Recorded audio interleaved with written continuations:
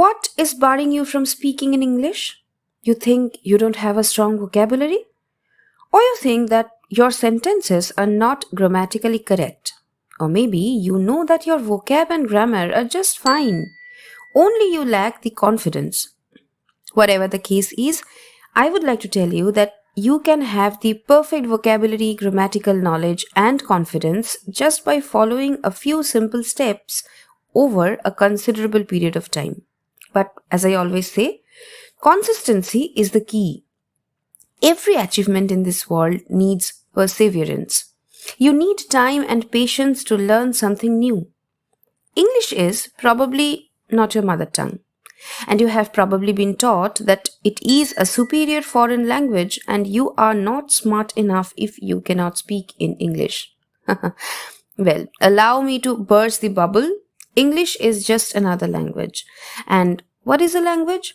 A language is just a medium of communication where you express your thoughts in order for other people to understand.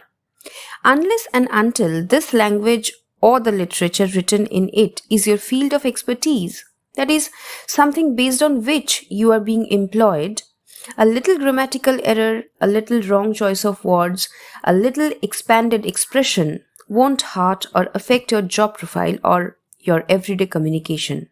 So first, eliminate this thought that you have to speak impeccably. By the way, do you know what does this word impeccably mean? No. I am not going to tell you the answer. Go and Google or download a dictionary. But before doing that, by the way I have just used it in a sentence, you should already have a clue of what might be the meaning of this word impeccably. Think of it.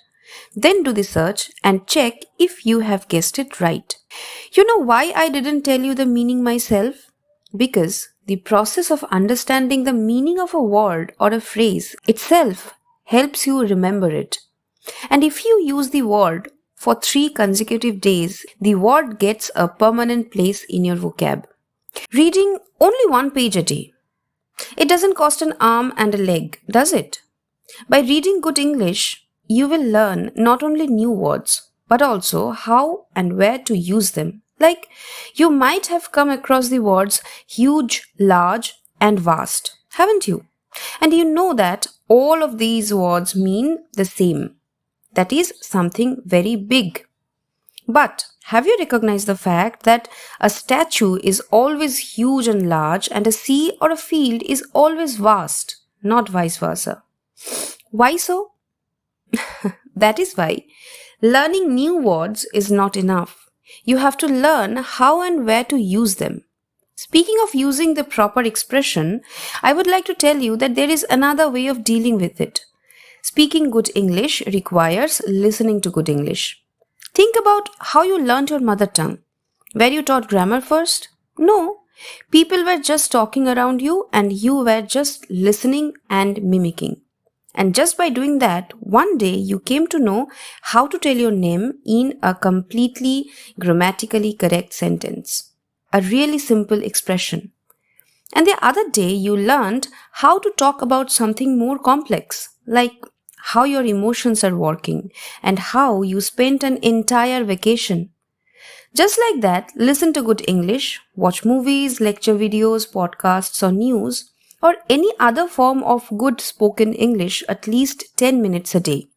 I'm sure you use social media more than that.